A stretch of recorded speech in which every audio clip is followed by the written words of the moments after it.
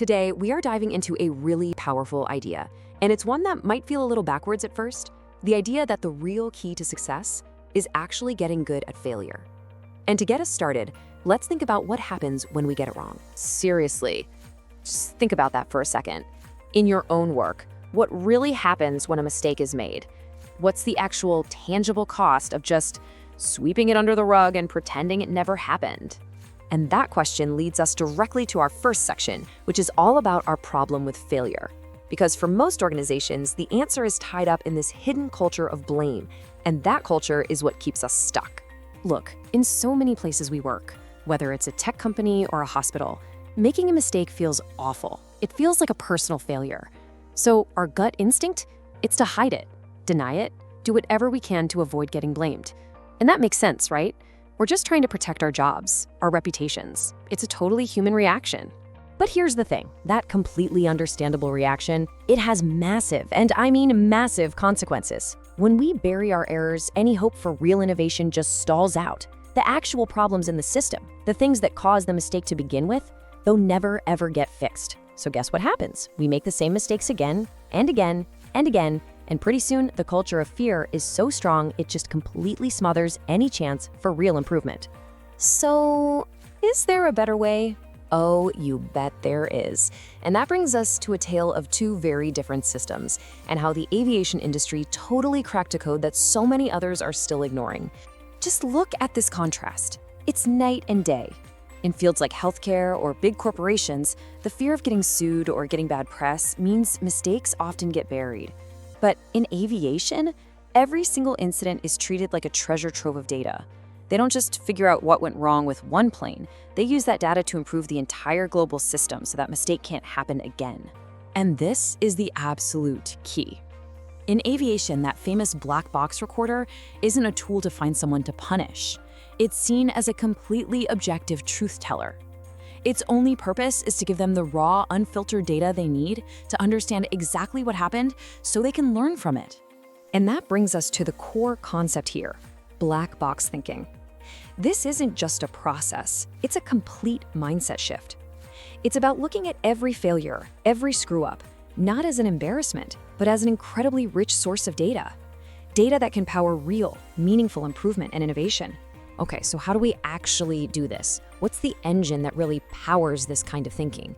Well, let's dig into the mindset that makes this whole thing possible. It all boils down to this one simple but really profound shift in perspective. You have to stop asking, whose fault is this? And you have to start asking, that's interesting. What can we learn from this? You have to literally replace blame with curiosity. And this jump from blame to curiosity, well, that's the heart of what's called a growth mindset.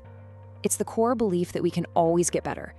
When you truly see mistakes as just data points and not some career-ending catastrophe, they stop being a judgment on you. Instead, they just become another lesson on the path to improvement.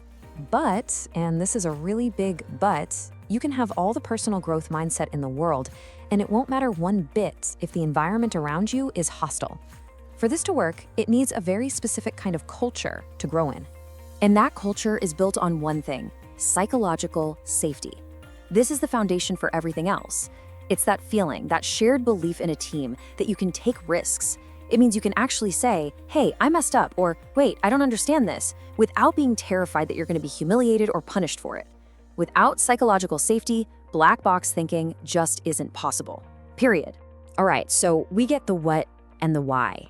Now let's talk about the how. Let's get practical and look at a toolkit you can use to start building your own black box system right where you work. You can really break it down into 5 key steps. You start by setting up the systems, then you work on normalizing conversations about failure, you encourage safe experiments, you fold what you learn back into your strategy, and all of it, every single step, has to be built on that foundation of psychological safety. Let's zoom in on a couple of these. A fantastic place to start is to literally create your own corporate black box. This could be a formal meeting or a shared document where errors get logged and reviewed. And the number one, most important rule has to be that its purpose is to understand the what and the why. Never, ever the who. It is always about the system, not the person. Another great tactic is to make failure less scary by just making it smaller. Encourage things like pilot programs or A/B tests, little, small-scale experiments. In that kind of controlled environment, a failure isn't some big disaster. It's just the result of a test. It's low cost, low risk, and gives you incredibly valuable data for what to try next.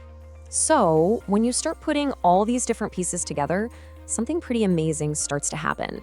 You get on the path to real excellence, and the payoff? Well, it's huge. The rewards here are just profound. This isn't just about making fewer mistakes. It's about building an organization that's truly resilient, one that actually gets stronger from its failures. You foster real innovation, you create a culture of continuous improvement, and ultimately, you build a massive competitive advantage by changing your entire culture from one of fear to one of learning. So, if you take one thing away from this explainer, let it be this. Excellence isn't about being perfect. It's about having the courage and the systems in place to learn from your imperfections. The path forward is literally paved with the mistakes we're brave enough to look at, share, and truly learn from. So we'll leave you with this final thought. What if your team's next massive breakthrough isn't some brand new idea, but it's actually hiding inside your last big mistake? The only question is, are you ready to look inside the box?